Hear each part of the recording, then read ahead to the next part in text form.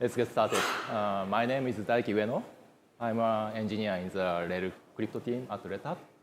So I usually working on the cryptographic components, but this time I'm talking about IPsec and Rust. Yeah. So here is the agenda. Yeah, I would like to ask first that how many of you have some experience of configuring IPsec? Okay, that's many. Maybe we can skip the first part, but yeah, but still half of the people are not familiar with IPsec. Maybe we can go through it quickly, and after that we can I'll explain that why a new implementation of IPsec is required, and then why I use Rust to implement it. And then I'll show you some demo, hopefully. And finally, I'll conclude this talk with the current status of the project. Okay, so I think the first image of IPsec VPN is like this, I guess. That is, your company has some intranet site, and you get some token to access the VPN server to access the internal resources from outside of the company network. But actually, IPsec configurations are many. That is the first. This diagram is remote access VPN. It's most common, but there are also site-to-site or host-to-host VPNs, and in large-scale deployments, there are also more. For example, mesh configuration, that is every node in a cluster can communicate with each other with encrypted tunnel. And opportunistic encryption is kind of more large scale. That is, first try IPsec and then falls back to plain text communication in internet scale. So I actually maintain some components in Rel, and here is the observations. So we have many configurations supported in Rel, but only one configuration is used at a time. And another observation is that requirements for these configurations are very different. So for remote access VPNs, you need to provide interoperability with proprietary client, wide variety of the clients, like Windows, macOS, iPhones.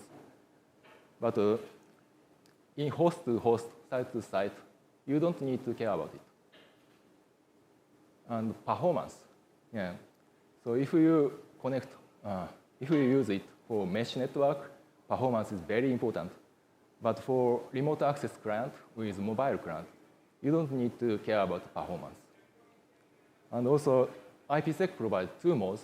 One is tunnel mode and transport mode. And tunnel mode is encrypts the IP packet as a whole. But transport mode only encrypts the payload. So if you use IPsec for remote access or site-to-site, you need to use tunnel mode. But for host-to-host or mesh, you don't need to use tunnel mode. You can only use transport mode. And thirdly, these days, enterprise-wide mesh configuration is becoming a bit more popular. So, for example, in OpenShift, it is used for protecting pod-to-pod communication. So, in that setting, all the nodes are managed under the central same administrator. So let's take a look at a bit about the IPsec protocols. So IPsec consists of three protocols mainly. One protocol is used for control channel. It is called IKE, Internet Key Exchange. It negotiates the cryptographic parameters. And then it defers the further communication to the kernel. It is called ESP and AH. Yeah. So in popular distributions, IKE is supported by user space service. So in CentOS and RHEL, we have libswan supported.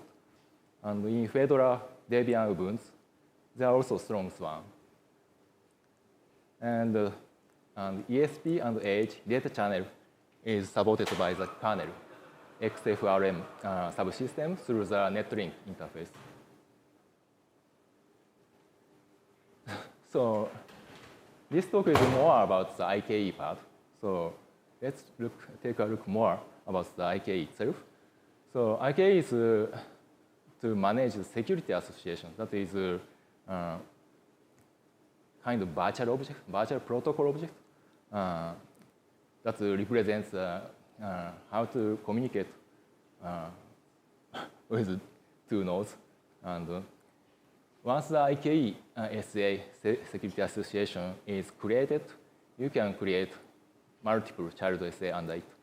So you can define different traffic flow to different network. And this IKE negotiation started by the initiator peer. And so at the first time, there are two assigned roles, initiator and responder. But after authentication, each side can initiate a request.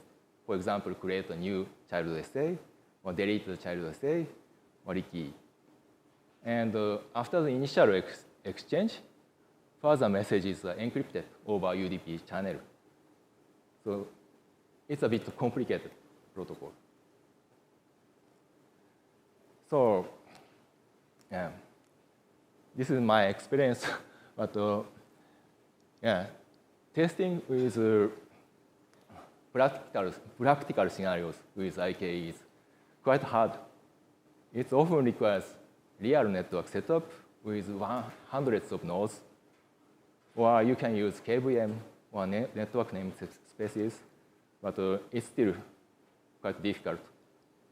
And usually, IKE is implemented as a system service managed by systemd, and also it has its own configuration file. Yeah.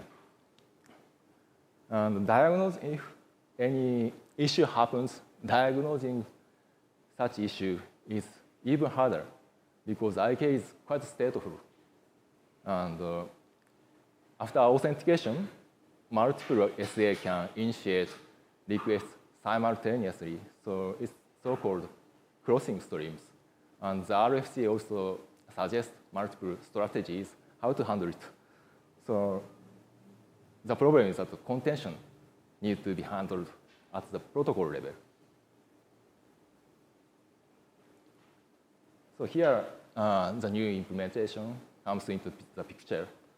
So I call it Swanny because it's inspired by libswan, it's strong swan, but it's not a proper swan, swan-like.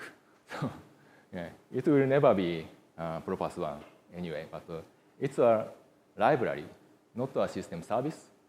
So yeah, you can create any custom solutions using IPsec with this library. So yeah, it's not a versatile system service. And yeah, and it shouldn't require real network setup for testing at least. And it should be designed for fuzzing friendly. Yeah. But as I already went through the observations, we actually don't support things we don't think it's important for these use cases. One is complete system service. The other is legacy protocols like IKE v1, legacy cryptographic algorithms like non-AAD ciphers. Yeah, IKE supports AAD ciphers. So you don't need to calculate the integrity with a separate algorithm. So also we don't want to support SHA-1 or old hash algorithms. And yeah, we assume pretty decent kernel versions. We don't support old Linux kernel versions or maybe other OS like FreeBSD. Yeah. We also don't care about niche deployments like putting the VPN server behind NAT. Yeah. It should simplify the implementation. Okay, so here is the main library interface. So it is event-driven. So it is designed for testability. So first, you can create an IKSE object and for initiator, and then create a responder as well. So you can get notification from the initiator. Then you can feed the IK message to the responder with this select loop. Sorry, is it okay for Rust syntax? I think pretty similar to C Unix select. So it's just polls first object and gets the message. Likewise, yeah. So you can write any interaction test without any separate process or separate services. So it should be pretty easy. But under the hood, IK is a very stateful protocol. So states are assigned special types, and state transitions are maintained by state design pattern. So IK protocol is still evolving, so such changes should be easily incorporated with this approach. So here's another library interface that is configuration. You can write declaratively with the Rust code of the IPsec configuration like this with builder pattern. Okay. Okay, so why we use Rust? So yeah, people say memory safety is a major feature. It will prevent memory handling errors, dangling pointers, or something like that. Use after free. It is a great help, but if you implement network protocols, it's not enough. We also want to prevent these issues. So for example, messages that should be encrypted, going out unencrypted. It is a pretty security risk. And all zero nonces being used mistakenly. So it causes secrets not forward secret.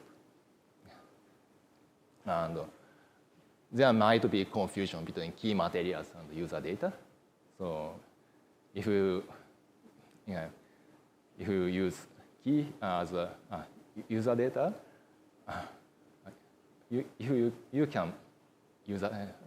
you use user data as a key, it will be a disaster. So anyway, these three mistakes look silly, but some of them, if some of them happens, it would be high severity CVE.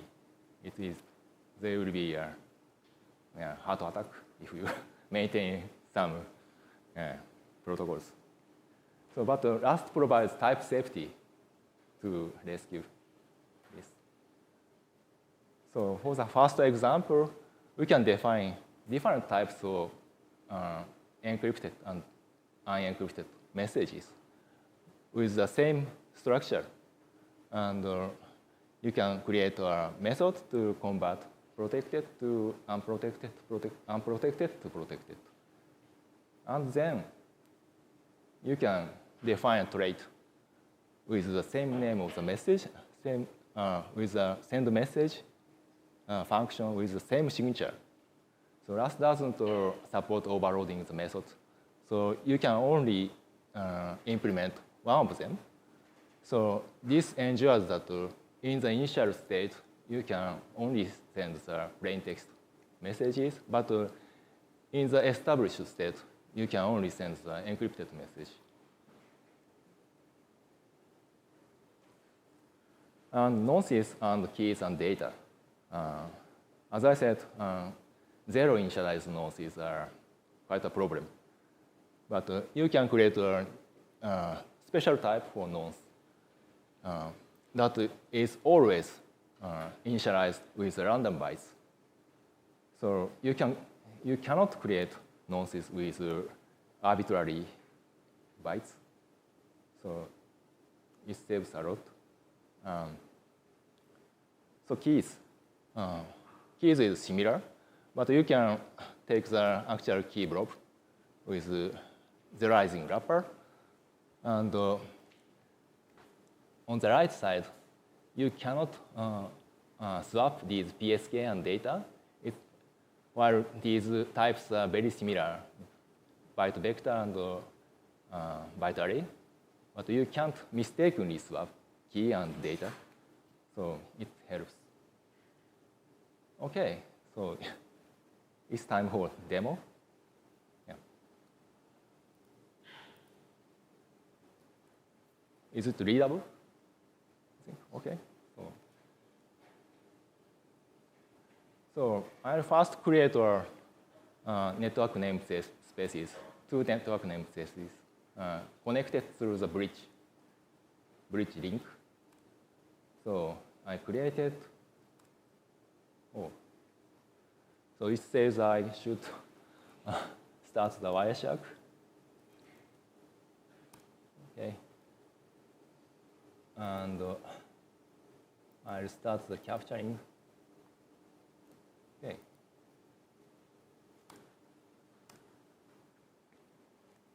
So let's see the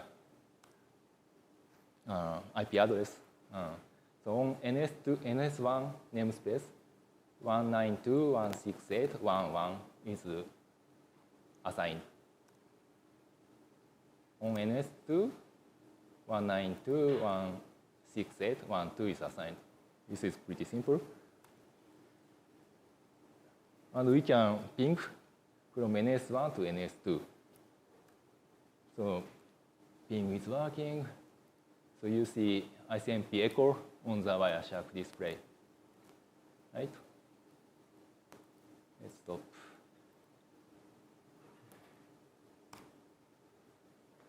Now we install the XFR policies. It is to trigger the IPsec communication.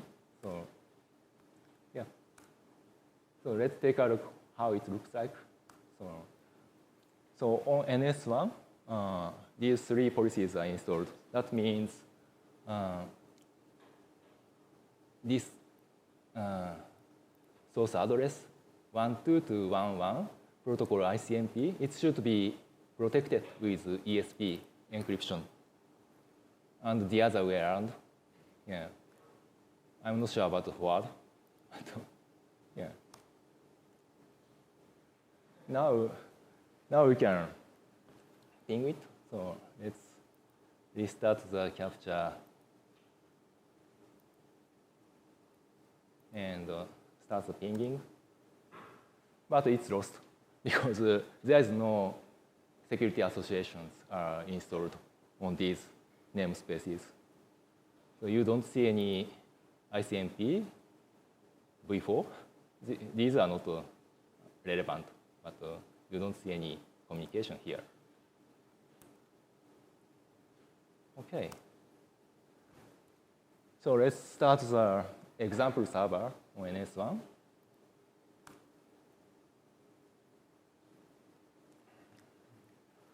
Sorry, my AI is typing slowly, so. And what to do? So I'll do the same on NS2. But with, yeah. So with rekeying interval. So you see expires 10. That means every 10 seconds, there will be rekeying of the security association. Okay, so running. So let's ping it again. So it's working. So what happened? We can see. So IKE exchange here. And afterwards, the ping is encrypted with ESP as expected. And after 10 seconds, there is a first rekey, second rekey. So yeah.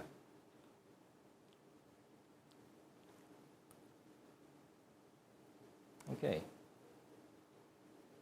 So let's look at the state. State means the security association installed on the kernel. So before rekeying, the SPI is 5.7 and the key is EA. And let's wait for the first rekey. Okay. And again, run this. So these security associations were replaced with new one with new key. But as you see, there is no disconnection with this ping output. So it's continuously working thanks to the kernel. Okay. Yeah.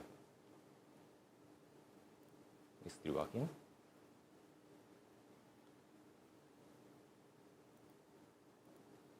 Yeah, so that's basically it for the demo. So the current status, so initial exchange is working, as you see. SA creation, deletion is working as well. And rekeying is also working. And I tried to interrupt with Librusan 5.2, and it seems to work. But there are many things not implemented. One is IKESE itself rekeying, and also fragmentation of the large packets. It needs to be implemented to support, for example, post-quantum key exchange. And it only supports PSK for now, but certificate-based authentication is probably needed, and many more. And code repository is under my private space. It's still very small, only 7,000 lines. And example server can be written in under 400 lines. And I write, this is written with a test-driven style. So unit test coverage already has 80%. Yeah. But I started coding after I get the notification, acceptance notification for DevConf. So it's very early. Yeah. Please use it with care. Okay. So thanks for your attention.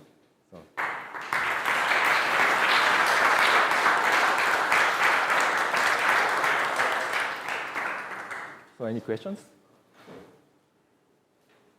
Yes? How would multiple applications using this library coexist on a single machine?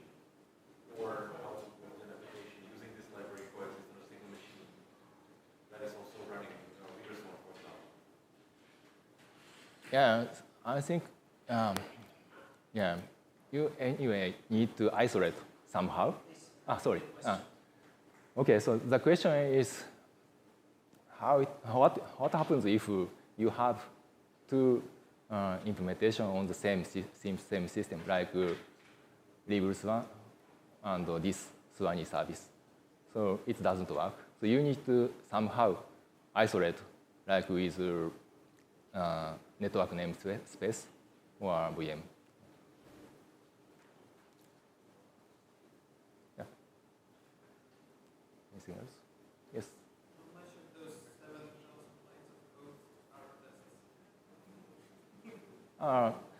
The question is how much of the 7,000 lines of code is the test. Actually, this is excluded. Tests are excluded. Yeah. So 7,000 lines are basically only the future. Yeah. Yeah. Anything else? Yes. You don't implement cryptography yourself. You borrow from some Rust implementation or from some external library. Yeah, the question is that I don't implement cryptography in this project, but I use cryptographic primitives from some other project. Yes, I use Rust OpenSSL, and yeah, but yeah, to certify, for example, for SWIFT, we need some KDF implemented in OpenSSL. So yeah, we need some work in upstream. So I think it's okay. Yeah. Anything else? So then, thanks for your attention. So thank you.